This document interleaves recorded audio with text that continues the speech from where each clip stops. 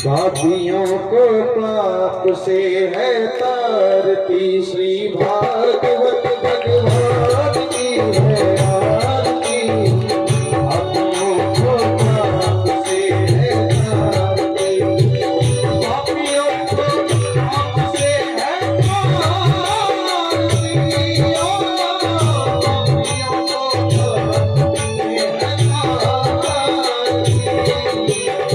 पापियों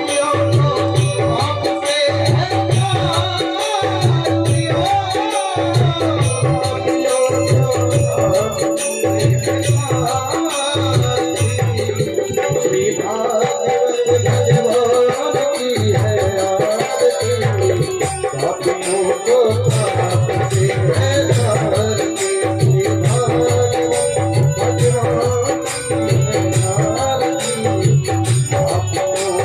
पाप से है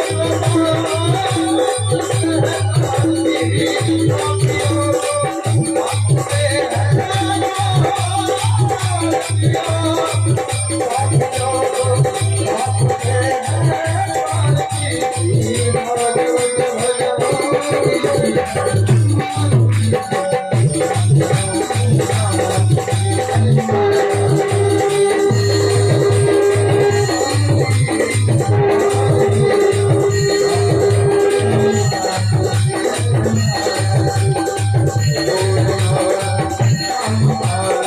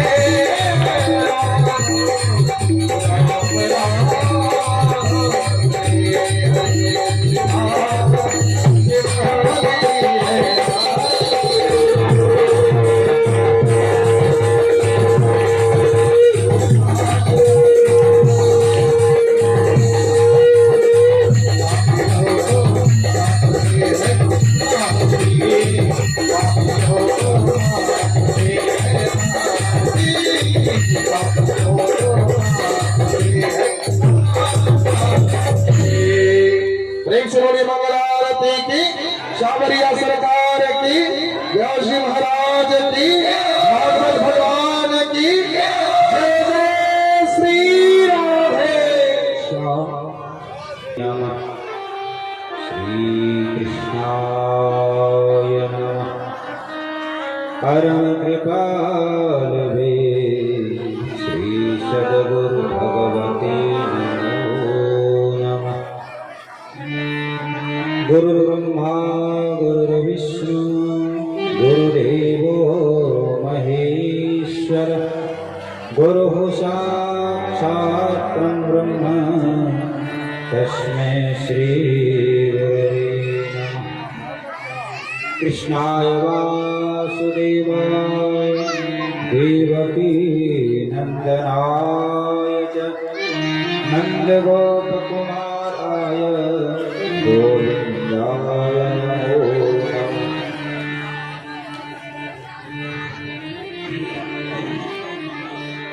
वसुदेवसुतं देवं कंसचानूरमर्दनं देवकी परमानन्दं कृष्णं वन्दे जगद्गुरुं। मोक्षं करोति वाचालं पङ्गुं लङ्घयते गिरिं यत्कृपातमहं वन्दे परमानन्दमाधवम्। गर्हापीडं नटवरवपु कर्णिकारं विभ्रदवासः कनककपिशं वैजयन्तीं च मालां रन्ध्राणवेणोरधरसुधया पूरयणगोपवृन्दे वृन्दारण्यं सपदराणं श्राविशदगीतकीर्ति। सच्चिदानन्दरूपाय विश्वोत्पत्त्यादिहेतवे तापत्रय विनाशाय श्रीकृष्णाय वयं नमः। वाञ्छाकल्पतरुभ्यश्च कृपासिन्धुएव च पतितानां पावनेभ्यो वैष्णवेभ्यो नमो नमः। अतुलितबलधामं हेमशैलावदेहं वनिजवनकृशानं ज्ञानिनाम् अग्रगण्यं सकलगुणनिधानं वानराणामधीशं रघुपतिप्रियभक्तं वातजातं नमामि। सर्वमङ्गलमाङ्गल्ये शिवे सर्वार्थसाधिके शरण्ये त्र्यम्बके गौरी नारायणी नमोस्तुते। भक्त भक्ति भगवंत गुरु चतुर्नाम बपुए इनके पद वंदन किए नासहि विघ्न। जय जय श्री राधा रमण जय जय नवल किशोर, जय गोपी चित चोर प्रभु, जय जय मां चोर।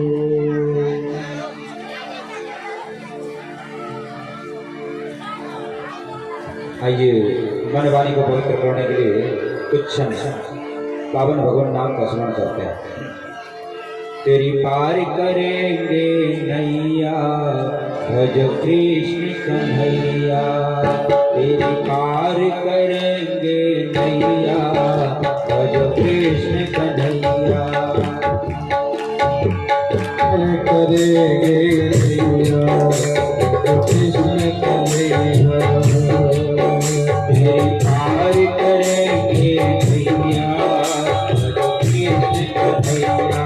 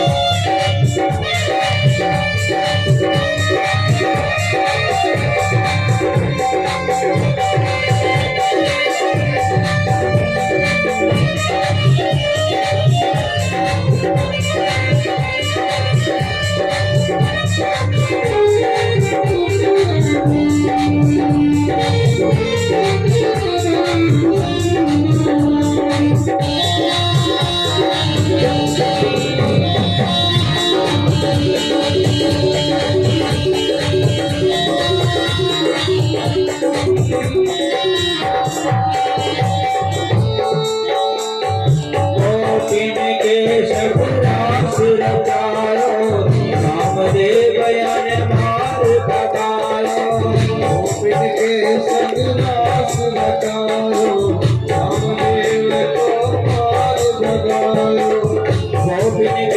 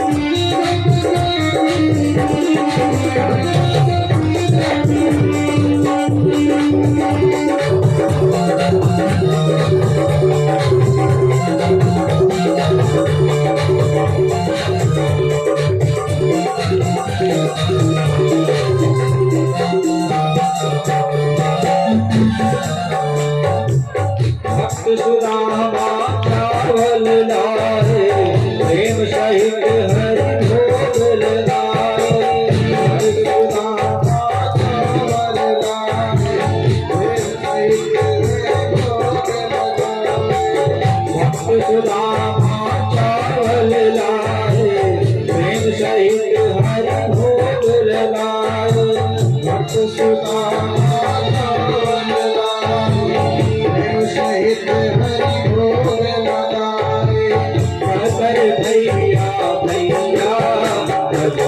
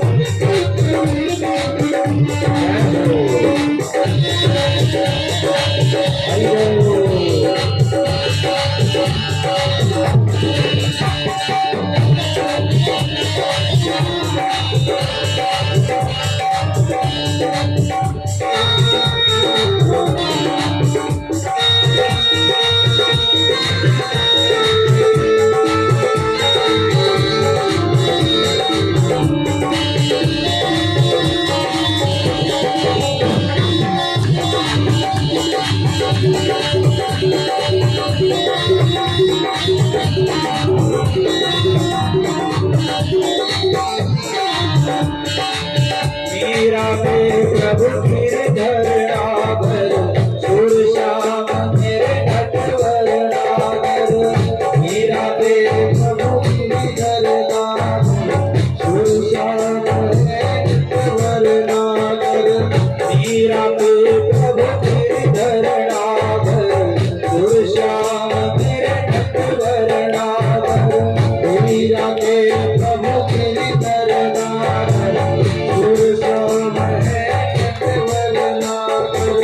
घट घट वास करैया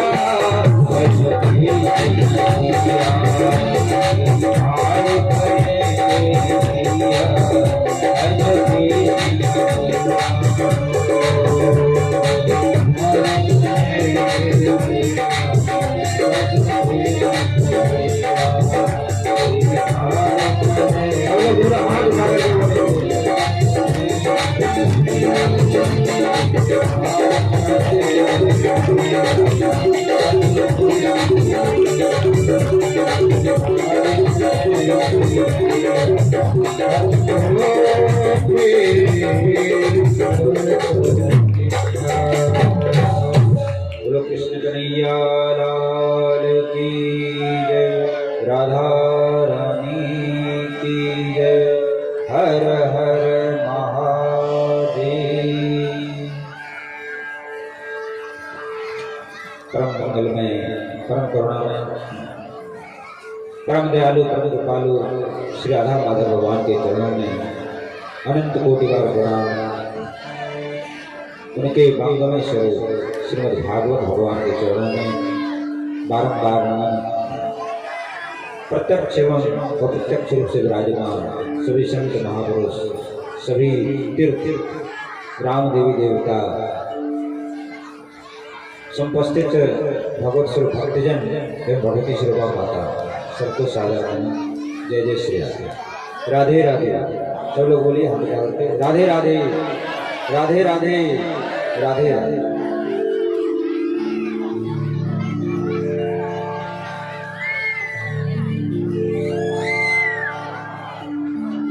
अनेक जन्मों को जब पुण्योदय होता है तब प्रभु की लीला कथा श्रवण करने का जीव को अधिकारी होता है।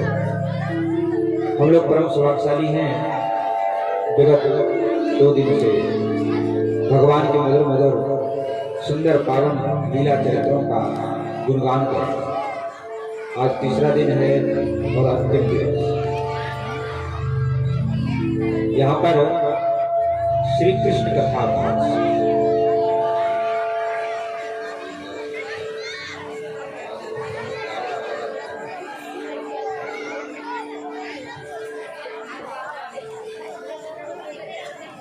तो बड़े भाग्य से ये अवसर मिला है। श्री कृष्ण कथा महोत्सव का यहाँ पर आयोजन हुआ है, इसलिए त्रिदिवसीय आयोजन। इसमें भगवान श्री कृष्ण के जन्म से लेकर के सुदामा चरित्र तक का प्रसंग का वर्णन किया जा रहा है, क्योंकि भगवान की कथा अनंत। हरि अनंत हरि कथा अनंता, गावहि बहुविधि श्रुति सब संता। भगवान की जो कथा अनंत है, उसका कोई पार नहीं लगा सकता। अनेक विधि से संत लोग, महापुरुष लोग भगवान के मधुर मधुर लीलाओं का पाठ करते हैं। तो हमने भी जो शास्त्रों से पढ़ा है, संतों के मुख से सुना है, उसके आधार पर भगवान की मधुर लीलाओं का चित्रण कर रहे हैं। जैसा कि 2 दिनों आपने सुना कि भगवान श्री कृष्ण का किस प्रकार से मथुरापुरी में जन्म होता है, वसुदेव जी को गोकुल में पहुंचा देते हैं और गोकुल में नंद बाबा यशोदा मैया के यहाँ पर बड़ी धूमधाम से नंद महोत्सव मनाया गया। सभी ब्रजवासी आनंद में विभोर हो। उसके बाद भगवान बालकृष्ण पल्ले में झूलने लगते हैं, फिर थोड़े बड़े हो जाते हैं, आंगन में घुटनों के बल से चलते हैं। फिर यशोदा रानी उनको पहिया पहिया चलाते हैं और कुछ दिनों के बाद तो घर के बाहर भी दौड़ गए। सभी गोकुलवासी श्याम और गौर यानी कृष्ण और बलराम के अद्भुत छवि रूप मोहिनी मूर्त को देख करके प्रेम में मग्न हो जाते हैं, भाव में डूब जाते हैं। और सभी ब्रजवासियों का कृष्ण बलराम के प्रति अत्यंत ही प्रेम का भाव, क्योंकि भगवान आनंद स्वरूप है। जो उनको एक बार देख लेता है वो आनंद में डूब जाता है, उनका दुख संकट क्लेश कष्ट मिट जाए। और यही नहीं, केवल भगवान नहीं, भगवान की जो कथा है वो भी कष्टों को हटाने वाली, जीवन की व्यथा को मिटाने वाली है प्रभु की। जो भगवान की मधुर कथाओं का श्रवण करते हैं उसके जीवन में से दुख संताप क्लेश आदि व्याधि रोग कष्ट कुग्रह का क्लेश सब मिट जाता है। ये महाराज कोई सोचेंगे वैसे ही कहा है, ऐसा नहीं, ये सत्य है।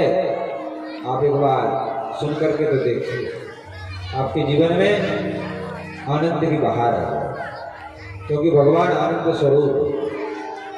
और देखिए लोग कहते हैं हम मानते नहीं भगवान, अरे भगवान को नहीं मानते तो भगवान को कोई हानि होने वाला नहीं, भगवान को कोई घाटा होने वाला नहीं है। भगवान तो समुद्र के समान है, समुद्र में से जल निकालो अथवा मत निकालो, समुद्र का कुछ बनने बिगड़ने वाला नहीं है। तो भगवान को कुछ घाटा होना नहीं है, तुम मानो अथवा मत मानो। और मानोगे तुमको लाभ होगा, तुम्हारे जीवन में शांति रहेगी, तुमको भगवान का बल रहेगा। कहीं संकट आएगा दुख आएगा, तुम भगवान को पुकारोगे तो भगवान तुम्हारी सहायता करेगा। नहीं मानो तो मत, भगवान बोलते वो तो निरपेक्ष हैं, निरीह हैं, सबसे अलग भी निर्गुण हैं, निराकार हैं, लेकिन भक्तों के प्रेम के वश में होकर के सगुण रूप धारण करते। हमारे यहाँ महाराज सर्वत्र भगवान कण कण में, हमारे यहाँ पेड़ों की पूजा होती है, पीपल की पूजा, बरगद की पूजा, तुलसी की पूजा, यहाँ तक कि घूरे की पूजा। जब विवाह होता है तो घूरे का पूजा किया है, घूरे जानते हैं जो बाहर फेंकते हैं कूड़ा करकट, उसकी पूजा किया है। हमारे यहाँ तो कण कण में भगवान, ऐसा कोई जगह खाली नहीं है जहाँ पर भगवान नहीं है। फिर कैसे कहोगे भगवान नहीं? दूसरा, इस संसार की रचना करने वाले कौन है? उसका भगवान है, क्योंकि छोटी छोटी वस्तु को भी बनाने वाला कोई होता है जो इतने बड़े संसार को रच रखा है। स्वर्ग, धरती, आकाश, पाताल, अनेक तरह के वृक्ष, सुंदर बगीचा, नदी, पर्वत, वन, उपवन, इसको रचने वाले कौन है? प्रभु भगवान। तो उस भगवान की लीला है। जो भगवान को मानते हैं, भगवान उनके ऊपर कृपा करते हैं, उनके जीवन में सुख शांति आनंद की प्राप्ति होगी। और नहीं मानोगे तो भगवान को घाटा होने वाला नहीं। मानोगे तो आपका लाभ होगा, नहीं मानोगे तो कोई बात नहीं। तो मानो अथवा मत मानो, तो आपके ऊपर में। बहुत से लोग कुछ भी नहीं, स्वर्ग नहीं है, नरक नहीं है, भैया सब कुछ है। एक बार उल्लुओं का स्वभाव है। उल्लुओं ने कहा कि घोषणा कर देते हैं कि सूर्य भगवान है ही। क्यों? ऐसा क्यों कहा? उल्लुओं को दिन में दिखाई नहीं देता, रात्रि में दिखता है। जब दिन में दिख ही नहीं रहा तो उसको सूर्य कहाँ से दिखाई देगा? उसके घोषणा करने से क्या ये सत्य साबित हो जाएगा कि भगवान सूर्य नहीं? ऐसे ही भगवान के विषय में जो लोग कहते हैं भगवान नहीं है, उन्होंने भगवान को देखा ही नहीं, भगवान को अनुभव ही नहीं किया। वो तो माया रूपी घोर अंधेर रात्रि में सो रहे, तो उनको कहाँ से दिखे? लेकिन संत लोग, महात्मा लोग, महापुरुष लोग उसका अनुभव करते। हमने तो प्रत्यक्ष देखा है। जो हमारे गुरुदेव भगवान थे, जिनकी सेवा का अवसर इस दास को लगातार 25 वर्ष तक सेवा मिला, उनके जीवन को हमने अपने आंखों से देखा। स्वयं राधा कृष्ण उनके गोदी में खेलते थे, उनसे बोलते थे, बातचीत करते थे, हंसते थे, मचलते थे, उनके हाथ से भोजन करते। ऐसा आज भी संभव है। यदि भगवान के प्रति भाव हो तो भगवान आज भी प्रकट हो सकते हैं। और हमारे जो दादा गुरुदेव थे, परम पूज्य पंडित श्री गया प्रसाद जी महाराज, जिनका पूरे विश्व में नाम, विश्व विख्यात संत थे, गिरिराज गोवर्धन में निवास करते थे। 45 वर्ष तक तो गृहस्थ जीवन बिताया उन्होंने। गृहस्थ में भी साधुओं जैसा जीवन, साधु भी फैलते, इतना त्याग तपस्या का जीवन था। और विरक्त बन करके 56.5 वर्ष गोवर्धन पर्वत के निकट निवास किया। 101.5 वर्ष की, 100 वर्ष और 1.5 वर्ष हो गया, इतनी दीर्घ आयु थी। बड़े बड़े संत महात्मा उनका दर्शन करने के लिए, वो गोवर्धन छोड़कर कहीं नहीं जाता, गोवर्धन से बाहर ही नहीं जाता। लेकिन सभी संत महात्मा उनका दर्शन करने उनके उस कुटिया में पहुंचते। गोवर्धन में जहाँ पर मैदान घाटी है, उससे परिक्रमा चालू होती है, उसी के पास में लक्ष्मी नारायण मंदिर है, जहाँ पर उनका निवास था। तो उस समय कितने बड़े बड़े संत महापुरुष थे, सब उनका दर्शन करने के लिए वहाँ पहुंचे। सेठ श्री जयदयादिगंज का भाई जी श्री हनुमान प्रसाद जी गोदला, गीता वाटिका के परम पूज्य श्री राधा बाबा महाराज, श्री करपात्री जी महाराज, प्रभुदत्त ब्रह्मचारी जी महाराज, स्वामी अखंडानंद जी महाराज, जितने बड़े बड़े संत महात्मा, सब उनका दर्शन करने के लिए वहाँ पर जाया करते थे। चारों पुरी के चारों जो मठ हैं शंकराचार्य जी को, उनके शंकराचार्य, निम्बारकाचार्य, जितने भी बड़े बड़े संत से, चित्रकूट से, अयोध्या से, काशी से, जगन्नाथपुरी से, द्वारका से, बद्रिकाश्रम से, चारों दिशाओं से लोग उनका दर्शन करते। तो एक बार नहीं, कई बार भगवान उनको साक्षात दर्शन दिए। एक बार गोवर्धन गिरिराज की परिक्रमा लगा रहे थे, चांदनी रात थी। परिक्रमा लगाते लगाते जब आदि परिक्रमा पहुंचे तो क्या देखते हैं, एक सुंदर सुकुमार 12 वर्ष का बच्चा हाथ में लकुटी बंसी लिए हुए गोवर्धन पर्वत से नीचे उतर, और उतर करके परम पूज्य पंडित श्री गया प्रसाद जी महाराज, जो हमारे गुरु जी के गुरु, दादा गुरुदेव थे, उनके गोदी में आकर के बैठे और थोड़ी पे हाथ रख करके कहने लगे, बाबा बड़ी भूख लग रही है, कुछ खाने को दे दीजिए। तो बाबा ने कहा, और उनको वहाँ पर सब लोग बाबा कहते हैं। आज भी वहाँ पर सब लोग जयकारा लगाते हैं, बाबा श्री बाबा महाराज की जय, बाबा के लाला की जय, लाला के बाबा की जय, बाबा और लाला दोनों की जय। इस तरह से जयकारा आज पूरे गोवर्धन में ब्रजमंडल में लगता है। तो बाबा कौन थे? हमारे जो दादा गुरुदेव परम पूज्य श्री गया जी। लाला कौन थे? कन्हैया। तो बाबा की गोदी में बैठ गए। बाबा कहने लगे कि बेटा यहाँ तो कुछ भी नहीं खाने पीने के, यहाँ तो जंगल है, जंगल में क्या खिलाऊं तुमको? ऐसा कहना था कि वहाँ पर 56 भोग प्रकट हो गया अपने आप से, और 56 भोग बाबा ने अपने लाला को, कृष्ण को अपना बेटा माना। वही भाव था, बात्सल भाव। जैसे जसोदा मैया नंद बाबा कृष्ण को बेटा मानते थे, वैसे ही हमारे बाबा गुरुदेव कृष्ण को बेटा माना। तो बेटा के समान गोदी में बैठा कर उनको 56 भोग खिलाया अपने हाथ से, पानी पिलाया, फिर मुंह पोछा और आशीर्वाद दिया सिर पे हाथ, और बड़ा लाड़ प्यार किया। उसके बाद भगवान कृष्ण वहां से अंतर थे। ये सच्ची बात है, आप सभी बना के नहीं कर रहे, बिल्कुल सत्य सत्य घटना।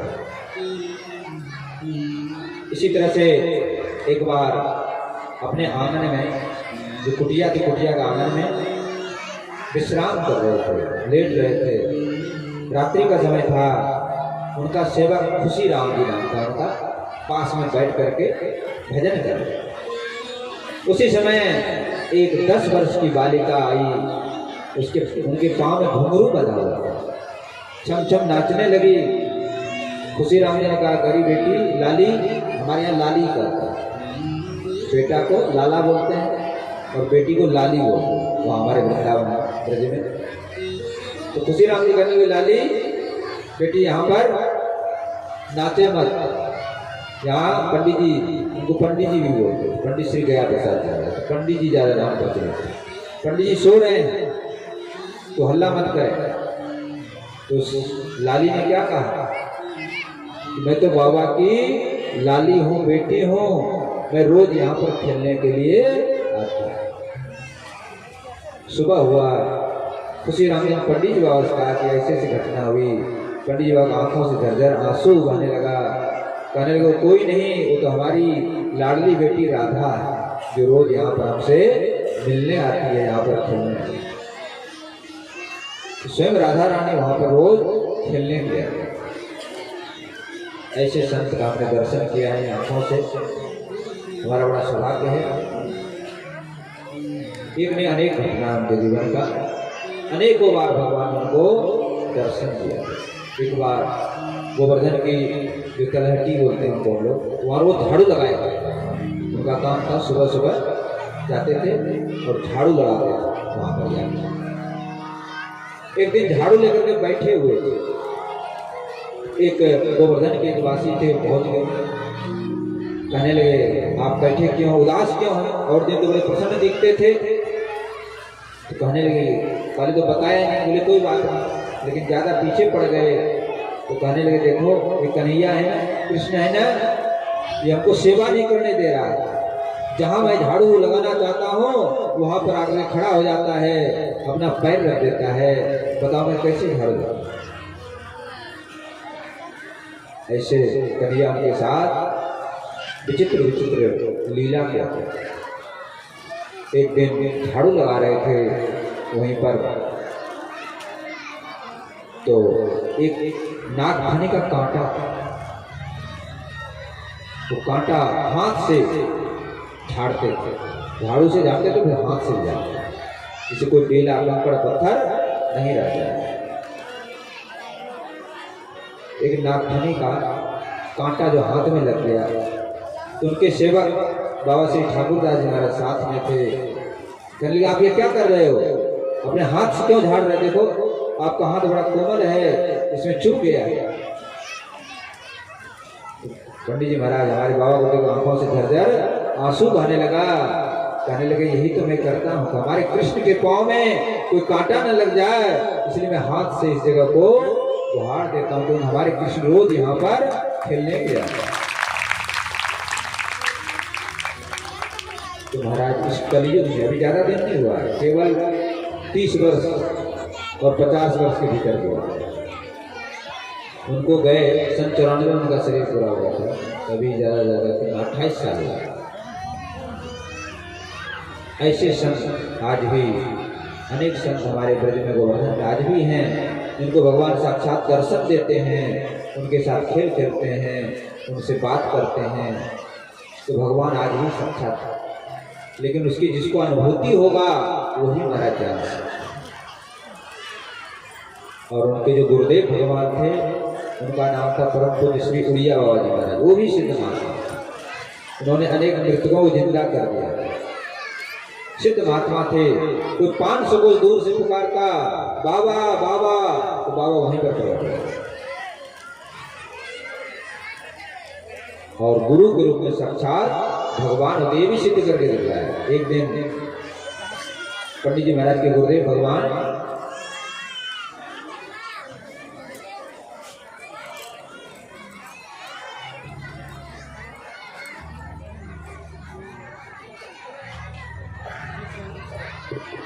बोलो कृष्ण कन्हैया लाल की जय।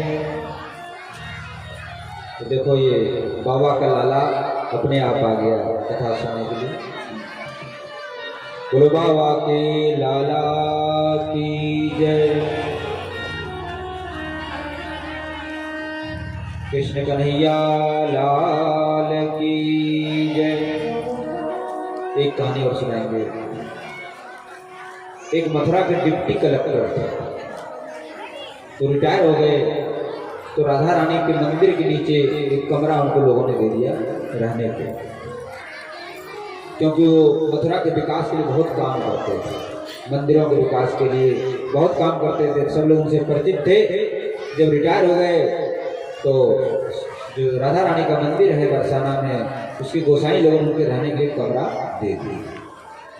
और उनका राधा रानी के प्रति माता का भाव था। वो अयोध्या की तरफ के थे, अयोध्या के लोग सीता जी को माता मानते हैं, ऐसे उनका भाव था राधा रानी के प्रति माँ का, माँ मानते थे। एक संत के पास गए तो संत ने पूछा आपका राधा रानी के प्रति क्या भाव है? बोले हम राधा रानी को माँ मानते हैं, हमारे ब्रज में माँ नहीं मानते राधा रानी। राधा रानी या तो सहेली मानेंगे, सखी मानेंगे, या बेटा बेटी मानेंगे। हमारे यहाँ दो भाव है, जो बुजुर्ग ब्रजवासी हैं वो लोग तो बेटी मानते हैं, और जो कुछ लोग उनको अपनी सहेली, जो कन्याएं उनको सहेली मानते हैं। ये भाव ज़्यादा, सखी मानते हैं, सहेली मानते हैं। तो संत जी कहने लगे तुम क्या कर रहे हो? मैं वृंदावन में कोई राधा रानी को माँ नहीं मानता, ये तो अपराध है।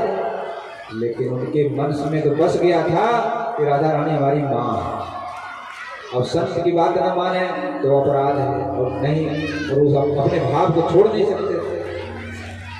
तो फिर बड़े परेशान हो गए, व्याकुल हो गए। हमारे बाबा गुरुदेव के पास, यानी परम पूज्य पंडित श्री गया प्रसाद जी महाराज जी के पास पहुंचे और रो रो करके अपनी बात सुनाने लगे।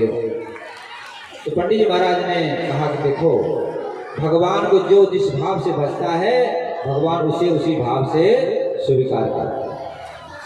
तो तुम माँ मानते हो तो तुम माँ ही मानो। लेकिन उन्होंने कहा नहीं नहीं, मैं तो आप हमको लिख करके दे दीजिए जिससे हमको विश्वास हो जाए। तो हमारे गुरुदेव, उनके अपने जो हमारे गुरु जी थे, हमारे गुरु जी का नाम था परम पूज्य बाबा श्री रामदास जी महाराज, श्री मास्टर बाबा, वो पास में बैठे थे। उनसे कहा कि स्लेट लेकर के आएगा, मौन रहते थे, ज़्यादातर मौन रहते थे, भजन करते थे। तो स्लेट लिख करके, स्लेट में लिखने के लिए स्लेट मंगवाया, और स्लेट में लिखा जाओ मैं अपनी बेटी राधा से कह दूंगा तो आपको माँ के रूप में स्वीकार, और सिर पर जोर से धक्का दिया। अब वो डिप्टी कलेक्टर शाम को बरसाना आया, ना राधा रानी का गांव था, रात्रि में जाकर के सो गया।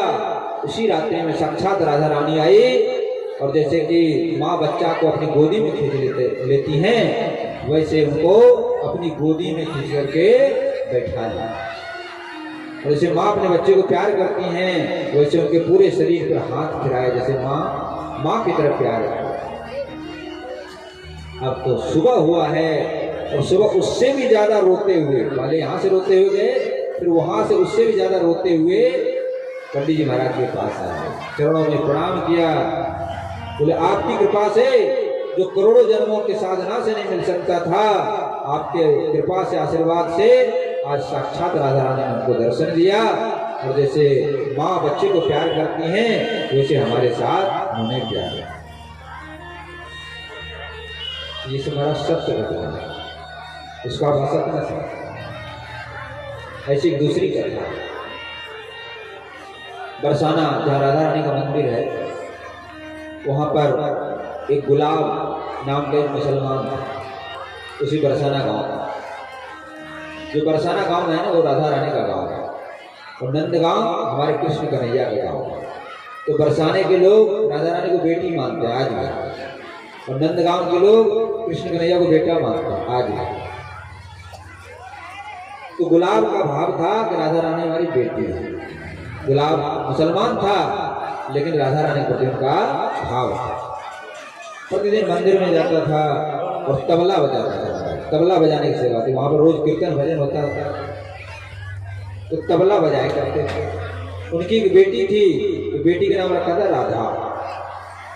तो गुलाब जो है तबला बजाता और उसकी बेटी नाचती थी वहां पर, और कीर्तन भजन होता था। तो धीरे धीरे उसकी बेटी बड़ी हो गई। तो जो गोसाई लोग थे, मंदिर के पुजारी लोग थे, उन्होंने कहा भाई गुलाब, तुम्हारी बेटी बड़ी हो गई है, इसका विवाह कर दो, घर में कब तक रखोगे? बोले ठीक है। तो सुंदर कोई वर दे करके उसका विवाह कर दो। विदा हो गई बेटी तो विदा हो गई, लेकिन उसके साथ साथ उस गुलाब का भोजन, अन्न, पानी, भूख प्यास भी विदा। बस केवल राधा राधा राधा मंदिर के बाहर बैठे रहते और राधा राधा बोलते। सब लोग समझाने लगे, पुजारी लोग समझाने लगे, देखो गुलाब, अब तुम्हारी बेटी थी, उसको ससुराल जाना ही था, आज नहीं कल तो जो बेटी हो तो जाना ही पड़ता है ससुराल में। तो चली गई, अब तुम क्यों उसके लिए रो रहे हो? लेकिन उसको कुछ हौसले नहीं। 3 दिन और 3 रात बीत गई भूखे प्यासे, बस राधा राधा राधा राधा। चौथे दिन उसकी बेटी राधा का ही रूप धारण करके साक्षात राधा रानी वहां कहने लगी, बाबा तबला नहीं बजाओगे? बता 3 दिन का जो भूखा प्यासा, उसके शरीर में जान रहेगा, लेकिन आज फिर जान आ गई उसकी बोली को सुन करके। कहने लगी, बेटी मैं तबला बजाऊंगा, चलो बेटी तुम नाचना। और आज तबला बजाने लगे हैं और राधा रानी नाचने लगी हैं, और ऐसा नृत्य हुआ और ऐसा तबला बजा आज कि जीवन में कभी नहीं बजा। और तबला बजाते बजाते राधा रानी के चरणों में गिर गए, उनका प्राण राधा रानी के चरणों में गिर गया और राधा रानी के दरबार में पहुंच गए। तो राधा रानी की जय। तो राधा रानी बड़ी दयामय है, बड़ी कृपा है।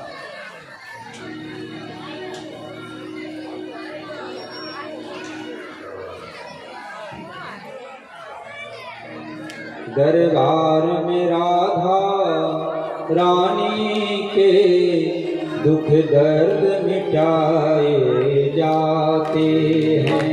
दरबार में राधा रानी के दुख दर्द मिटाए जाते हैं। दरबार में राधा रानी के दुख दर्द मिटाए जाते हैं। यहाँ से सताए लोग यहाँ सीने से लगाए जाते हैं। दुनिया